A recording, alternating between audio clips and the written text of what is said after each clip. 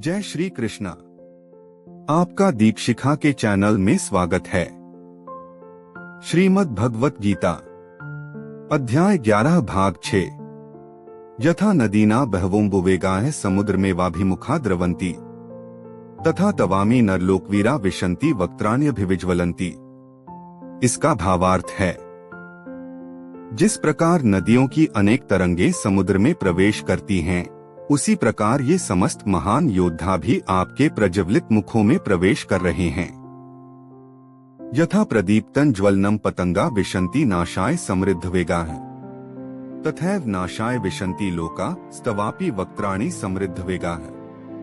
इसका भावार्थ है, मैं समस्त लोगों को पूर्ण वेग से आपके मुख में उसी प्रकार प्रविष्ट होते देख रहा हूँ, जिस प्रकार पतंगे अपने विनाश के लिए प्रज्वलित अग्नि में कूद पड़ते हैं। लेलेह्यसे ग्रस्मानः समन्ता लोकान् समग्रान् दनैर्ज्वलद्भिः तेजोभिरापूर्य जगत् समग्रं भासस्तवोग्राः प्रतपन्ति विष्णु। इसका भावार्थ है, विष्णु, मैं देखता हूँ कि आप अपने प्रज्वलित मुखों से सभी दिशाओं के लोगों को निगल रहे हैं। आप सारे ब्रह्मांड को अपने तेज से आपूरित करके अपनी विकराल झुलसाती किरणों सहित प्रकट हो रहे हैं। आख्याहि मे को भवानुग्र रूपो नमोस्तुते देववर प्रसीद विज्ञातुमिच्छामि भवन्तमाद्यं न हि प्रजानामि तव प्रवृत्तिम्। इसका भावार्थ है, हे देवेश, कृपा करके मुझे बतलाइए कि इतने उग्र रूप में आप कौन हैं।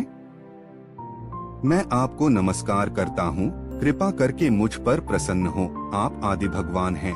मैं आपको जानना चाहता हूँ, क्योंकि मैं नहीं जा पा रहा हूँ कि आपका प्रयोजन क्या है।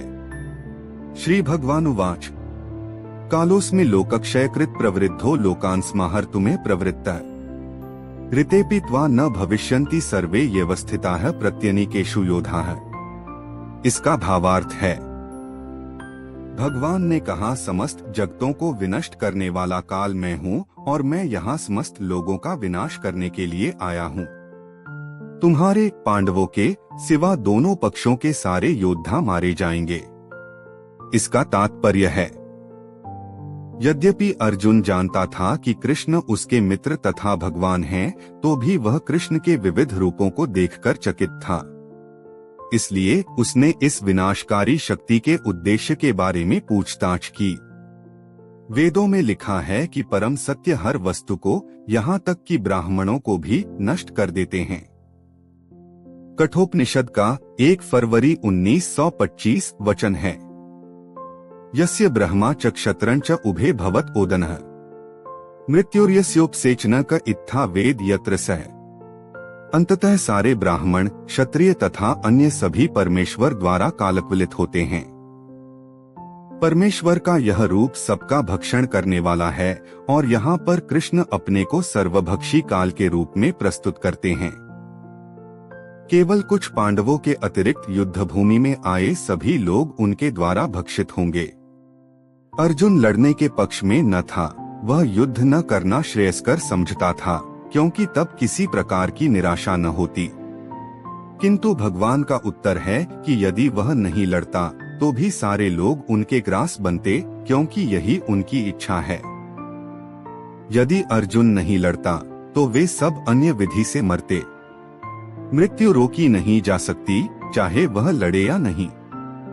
वस्तुतः वे पहले से मृत हैं। काल विनाश है और परमेश्वर की इच्छानुसार सारे संसार को विनष्ट होना है। यह प्रकृति का नियम है।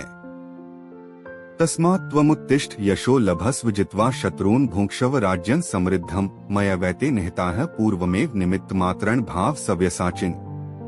इसका भावार्थ है, आठ उठो, लड़ने के लिए तैयार हो और यश अर्जित करो, अपने शत्रुओं को जीतकर संपन्न राज्य का भोग करो। ये सब मेरे द्वारा पहले ही मारे जा चुके हैं। और हे सव्यसाची, तुम तो युद्ध केवल निमित्त मात्र हो सकते हो। इसका तात्पर्य है, सव्यसाची का अर्थ है वह जो युद्ध भूमि में अत्यंत कौशल के साथ तीर छोड़ सके। इस प्रकार अर्जुन को एक पटु योद्धा के रूप में संबोधित किया गया है, जो अपने शत्रुओं को तीर से मारकर मौत के घाट उतार सकता है। निमित्त मात्रम, केवल कारण मात्र, यह शब्द भी अत्यंत महत्वपूर्ण है। संसार भगवान की इच्छानुसार गतिमान है। अल्पज्ञ पुरुष सोचते हैं कि प्रकृति बिना किसी योजना के गतिशील है और सारी सृष्टि आकस्मिक है। ऐसा अनेक तथाकथित विज्ञानी हैं जो यह सुझाव रखते हैं कि संभवतया ऐसा था या ऐसा हो सकता है, किंतु इस प्रकार के शायद या हो सकता है का प्रश्न ही नहीं उठता। प्रकृति द्वारा विशेष योजना संचालित की जा रही है। यह योजना क्या है? यह विराट जगत बद्ध जीवों के लिए भगवान के धाम वापस जाने के लिए सुअवसर है। जब तक उनकी प्रवृत्ति प्रकृति के ऊपर प्रभुत्व स्थापित करने की रहती है, तब तक वे बद्ध रहते हैं। किंतु जो कोई भी परमेश्वर की इस योजना, इच्छा को समझ लेता है और कृष्ण भावनामृत का अनुशीलन करता है, वह परम बुद्धिमान है। दृश्य जगत की उत्पत्ति था उसका सहार ईश्वर की परम अध्यक्षता में होता है। इस प्रकार कुरुक्षेत्र का युद्ध ईश्वर की योजना के अनुसार लड़ा गया। अर्जुन युद्ध करने से मना कर रहा था, किंतु उसे बताया गया कि परमेश्वर की इच्छानुसार उसे लड़ना होगा, तभी वह सुखी होगा। यदि कोई कृष्ण भावनामृत से पूरित हो और उसका जीवन भगवान की दिव्य सेवा में अर्पित हो, तो समझो कि वह कृतार्थ है। द्रोण च भीष्मं च जयद्रथं च कर्ण तथा न्यान्पि योधवीरा मया हतांस्तवं जहि मा व्यथिष्ठा युध्यस्व जेतासि रणे सपत्ना। इसका भावार्थ है, द्रोण, भीष्म, जयद्रथ, कर्ण तथा अन्य महान योद्धा पहले ही मेरे द्वारा मारे जा चुके हैं। अतः उनका वध करो और तनिक भी विचलित न हो। तुम केवल युद्ध करो, युद्ध में तुम अपने शत्रुओं को परास्त करोगे। इसका तात्पर्य है, प्रत्येक योजना भगवान द्वारा बनती है, किंतु वे अपने भक्तों पर इतने कृपालु रहते हैं कि जो भक्त उनकी इच्छानुसार उनकी योजना का पालन करते हैं, उन्हें ही वे उसका श्रेय देते हैं। अतः जीवन को इस प्रकार गतिशील होना चाहिए कि प्रत्येक व्यक्ति कृष्ण भावनामृत में कर्म करे और गुरु के माध्यम से भगवान को जाने। भगवान की योजनाएं उन्हीं की कृपा से समझी जाती हैं और भक्तों की योजनाएं उनकी ही योजनाएं हैं। मनुष्य को चाहिए कि ऐसी योजनाओं का अनुसरण करे और जीवन संघर्ष में विजयी बने। गीता का अगला अध्याय सुनने के लिए चैनल को लाइक, शेयर और सब्सक्राइब जरूर करें। धन्यवाद।